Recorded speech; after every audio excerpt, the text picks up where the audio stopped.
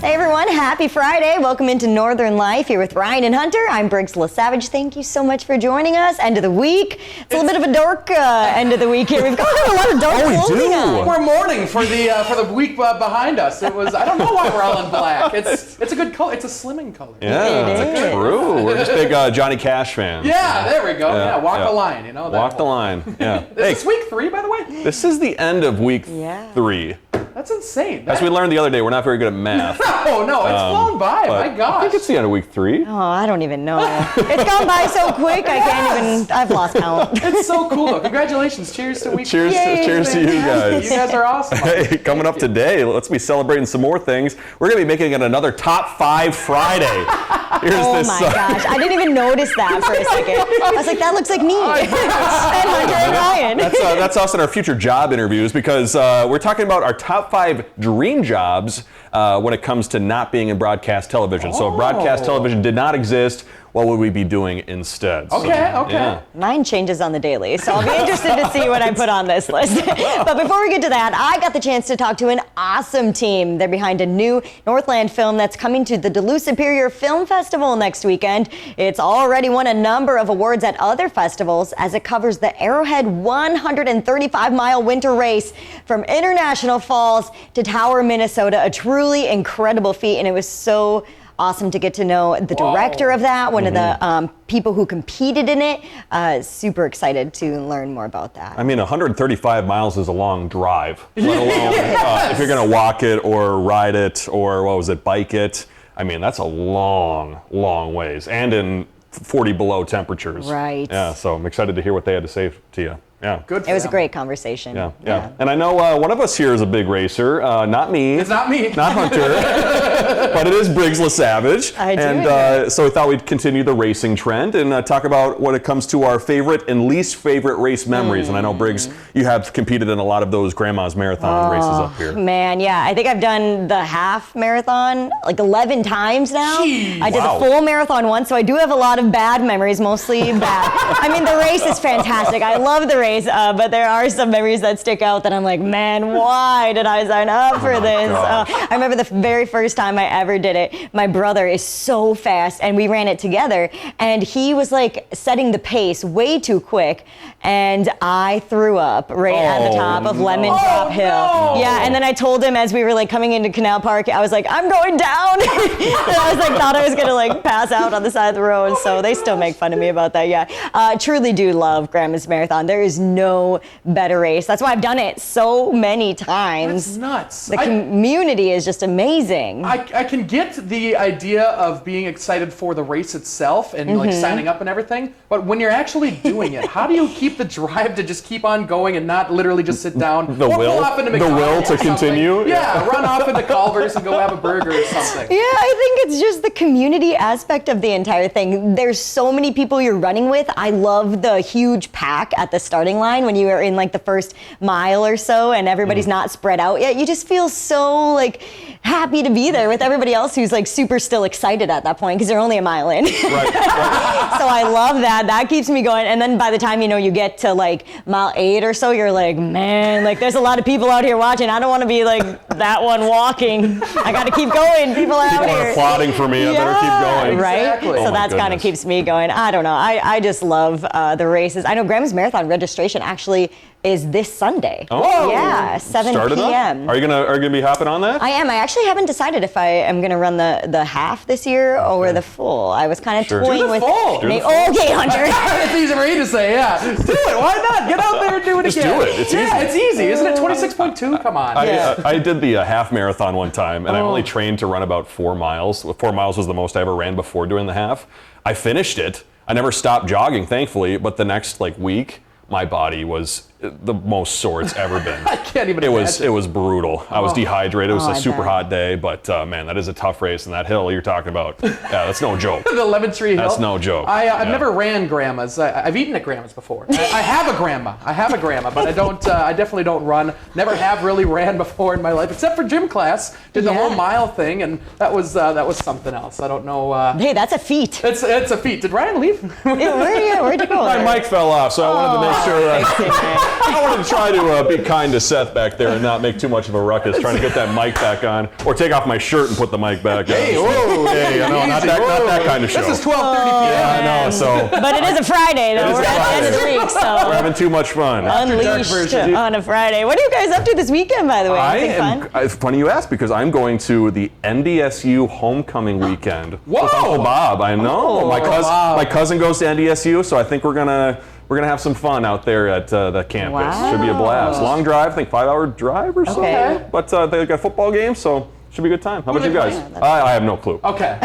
Let's just say we might not be there for the football game. Other activities. Not if you're with Uncle Bob, right? Just kidding, Uncle Bob. Love you, Uncle Bob. Yeah. How about you guys? I'm going to a baby shower, actually. Nice, I have dude. 3 friends who are having babies in the first week of December. Whoa! I know. And this is one of them. Yeah, she doesn't know if it's a boy or a girl, and she's not finding out. So I'm very excited. Yeah, it'll be a great time. We'll get to celebrate with her. That's so cool. Yeah, it'll be We should all do the awesome. baby showers together. Just sing on one big There baby shower. you go. Yeah, that could be fun. Maybe once the babies are born, we can have a little baby gathering. There we go. We'll all be friends. Yeah, they're all automatically friends. That's You got big perfect. plans? This weekend, I am going down to Moose Lake. My band is playing. It's actually Ricky Sundstrom's last gig with us. Wow, So, yeah. Ricky. Big shout out to Ricky. He just had a kid himself. Yeah. So he's got a lot of other life things to take care of as far as the baby goes and his new family. And so we love you, Ricky. We're going to miss you, buddy. But this is our last gig this Saturday with Ricky. So it's going to be a lot of fun. We're excited. And it's just staying in Moose Lake and just having a blast over there. Should be fun. Yeah, I'm going to try out for Ricky's spot. Yeah, there we go. You both can. Yeah, that'll be a segment.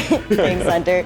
Well, coming up, a very fun conversation with a very impressive athlete and documentary director. We'll be right back.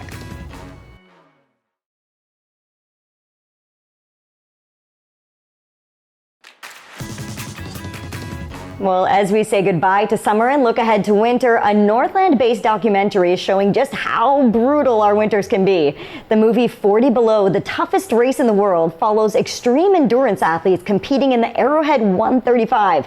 That's where participants run, ski, or bike along a 135-mile stretch of a remote snowmobile trail from International Falls all the way to Tower, Minnesota. And that's during January, which is, of course, one of the coldest months of the year. So joining us now to talk about the documentary are director Marius Anderson, as well as one of the stars of the film, Leah Gruen. Thank you both so much for being here today. Our pleasure. Yeah, so Leah, first things first, this is an incredible feat that you have accomplished competing in this race. What motivated you to want to do this? You know, I guess I'd been watching the race for a couple of years before I entered it, and I was just kind of amazed at like the extreme nature of it. And I was really, I guess, inspired by the athletes who participated in it. And given that I live in Duluth and the race starts in International Falls and goes to Tower, Minnesota, I felt like it was kind of accessible in a way because it is nearby, and so I was able to, pick the brain of friends of mine who had done it before. Okay, so you have a few options in competing in this race: ski, bike, run. Which one did you do? The first year I was on skis, and it didn't go so well, and I dropped halfway through, and then ever since I've come back on bike. Okay, and so you mentioned, the first time you did this. How many times have you done this? I've started 12 and finished 10. Oh my gosh. And so what have you learned from competing in this race? Oh gosh, I mean a lot, and I've learned a lot through the race and through preparation for the race. I've learned how to stay comfortable in a really wide range of temperature conditions so that when the forecast comes up for Arrowhead, I'm able to figure out what to wear. I've made a lot of good friends, and it's allowed me to take on other challenges in my life through just kind of the confidence gained by completing it and moving forward from there. And Marius, I imagine it's stories like Leah's that inspired you to make this documentary. That's right. Yeah, I'm. When I first heard about this race, I love sports documentaries. When I first heard about this race and that it's in the same state where I live, I thought I have to make a documentary about this, a film about this. And the way I actually found out about it was my father-in-law told me about this race. He knows I love sports documentaries, and 2 people from the company he works for did the race, and they told him that after 50 hours on the trail, they met a gentleman who was also doing the race, and that guy told them, I'm hallucinating right now. I'm seeing dancing moose in front of me, you know. So when I heard that, and I thought, why would people voluntarily do a race like that and just go to the limit? I wanted to find out more. Yeah, so you filmed 40 Below during the polar vortex of January 2019. I can't imagine competing during those conditions. What was it like filming during those conditions? Yeah, it was pretty extreme. So in general, when I start something, when I go out and start, I just want to finish it. You know, a little bit similar to the athletes, but in no way I want to compare myself to what they did. But I'm actually from Germany, from Berlin, and I moved to Duluth 7 years ago. And when I told my wife, she's a Duluthian, that I'm going to go out there during the polar vortex, she said, you're crazy. Like, you have no idea how cold it can get. I think she was right. Right. It was probably true. But and it was a big challenge also with the gear and our cars, with 2 cars that got stuck at some point. But at the end, it all worked out, and it was an incredible experience that I will never forget. Yeah, and what can people expect to see when they tune into this documentary? It's called 40 Below, the toughest race in the world, and the reason why we call it that is because several athletes we interviewed have done a lot of different extreme endurance races around the world, and several of them told us for them it's the toughest race in the world. So it's an extreme outdoor adventure documentary. It's for all ages. It's family friendly, and it's just. You're happy that you sit in a warm seat in the theater when you watch it, but you feel how cold it is, and there's also a lot of funny moments in it, but also a lot of moments where you kind of cheer on Leah and the other athletes in the film, and it's just really, I think, really fun to watch. And so far, we've sold out every screening we've had. So we had 5 screenings in Minneapolis, they all sold out, and 1 in San Francisco, and I just got back from Colorado, from Breckenridge Film Festival. All screenings sold out. So we look forward to having this screening here now, which will be our biggest screening yet at the North Shore, 580 seats, and we're actually getting close to selling out. Okay, and that's coming up on Friday, October 6th, right? That's right, yeah. Okay. Friday, October 6th, 7 p.m. And not only are we going to show the film, it's going to be the biggest film event in Duluth probably since 1960, 600 seats, and we're going to show the film, and after that is a Q&A with Leah and with a couple of other stars from the film. And then we have a reception across the street at Blacklist where everyone is invited. So yeah, you can meet Leah, you can meet the other stars, you can talk to us, and it's just going to be a great event. Can't wait. And Leah, real quick, plans to compete again coming up this year? Yeah, definitely. Okay, well, we'll be cheering you on. Thanks. All right, thank you both so much for being here. And if you want to check out again, the film again, by the way, there is that opening night screening, which Marius mentioned, going to be at the Duluth Superior Film Festival.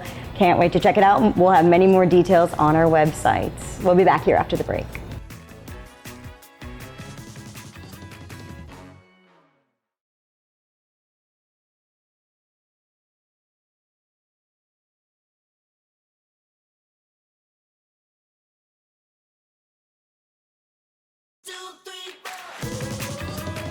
Welcome back. We are working towards the weekend, and what are our Seth, why are you laughing in my ear? That was a good intro. It was. Anyway, we're talking about our top 5s again. Today's top 5, if you couldn't work in television, what would your top 5 dream jobs be? Let's start with Briggs LaSavage, because Briggs posed this question. I did. I love this. I love thinking about other jobs I might have, even though I do love this job. Briggs sitting at her desk. Fun careers out there, yeah. on Indeed all day. Just kidding. Just kidding, Todd. Just kidding.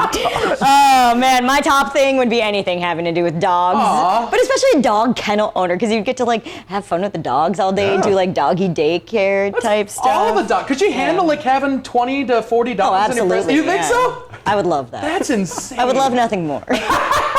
Just a field of dogs. Yes, yes, I like that. Then I think next up I had teacher. That was my original major idea in college. I would love to be a sports photographer. That one was surprising. I didn't know you were into photography. I did a bit of that in college. Oh, wow. Yeah, I would shoot the football games and basketball games, and it was a blast. I loved being on the sidelines, yeah. Or it'd be really fun to be like a pro athlete's PR person. Yeah, sure. Yeah, lining them up with different things to do. And a mail person, I would love to deliver mail. Why? Because I love it at the end of the day when you have when you start with a full truck and then you would end with an empty truck, and it would be so satisfying. It is. That's got to I be would love that. satisfying. No, that's a cool job. That It really would be. is. It Oh, would be. interesting. Yeah, what you got going, Ryan? Obviously, number one, probably pretty easy for you guys to guess. Golf course employee of any kind, grounds crew in the bar, the clubhouse, doesn't matter. Two, I would love to be. I would love to be an arena announcer. I've tried out multiple times to be the Timberwolves announcer. Didn't make it through the callbacks or during the auditions, but that's okay.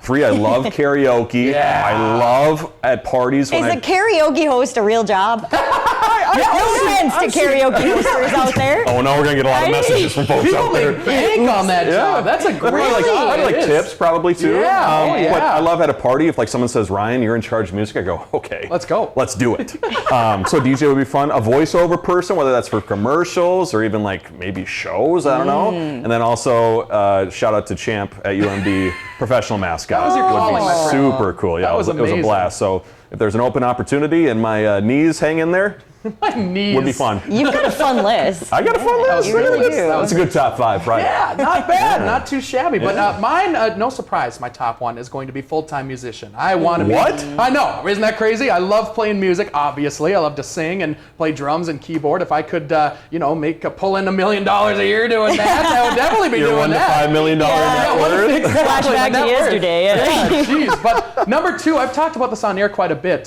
School bus driver. I used to sit behind the school bus driver as a kid, and I would pretend like I was driving the school bus. And sometimes even Al Ringer, shout out to Al Ringer, and who is one of our weather watchers, my neighbor. Yeah, he would let me open the door to the school bus. It was the best thing ever. And I bet the other Made kids. your life. Yeah, I was gonna say maybe the other kids were jealous though. Yeah. Oh, I think they might have been, or they thought it was weird. One of the two. I don't know which one They it were was. getting so concerned. Why is Spencer opening our door? That makes no sense. But music teacher, of course, anything to do with music. Game show host. I thought I was going to be the next Pat Sajak, but maybe not. Wow. You still could. got time, dude. We could do some practicing right here.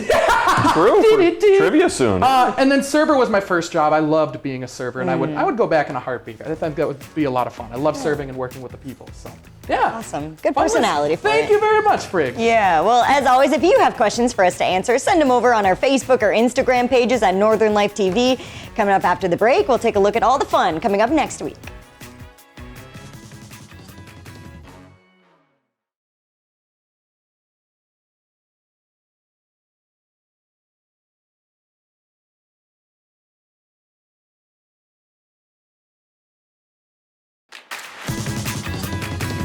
Hey, welcome back, everybody. It's been certainly a fun Friday, and we're talking about next week now. The three of us took a short drive over to Duluth Pack, where we got to learn what it takes to stitch the perfect Duluth Pack logo. We certainly had a lot of fun. Thanks to Tom and Tracy for having us, and we are so excited for you all to see that full story. I haven't laughed so much in so long. best. It was so fun. And it's also time to get ready for AppleFest 2. We'll have a fun full week of previews before our team's live shows Friday night from Bayfield. Pump for those as well. Be a lot Super of fun. fun. Hey, before we go, we had the chance to put together some absolutely horrendous Photoshop pictures of us when we were talking about our favorite dream jobs. Yes. And so I was working on this this morning. What is that? When did Hunter say he wanted to be a skateboarder? In case, Oh, look at me. I look like I'm on The Apprentice. I don't know, in case I'm ever a chef. Where's your neck? You have no neck. I told you, that's why I prefaced by saying horrendously put together Photoshop. I never said I was an expert at Those are this. pretty good. I love my Ryan's just like, ooh, A little more salt. I picked some difficult photos to work with, but thought it'd be a fun laugh to provide good. before we hop in at the end of this day. Don't quit your job here. Yeah, well, this is part of my job, so maybe I'll quit Photoshop. There we go. There we go. Yeah. Oh boy, have a great weekend. We'll see you next week. Some time to throw a line, or just head outside to unwind. That's the life in the great North Woods. Hike or bike, whatever you like. Get out in the day, enjoy the night. Yeah, we got the life in the great North Woods. Yeah, we got the life in the great North Woods.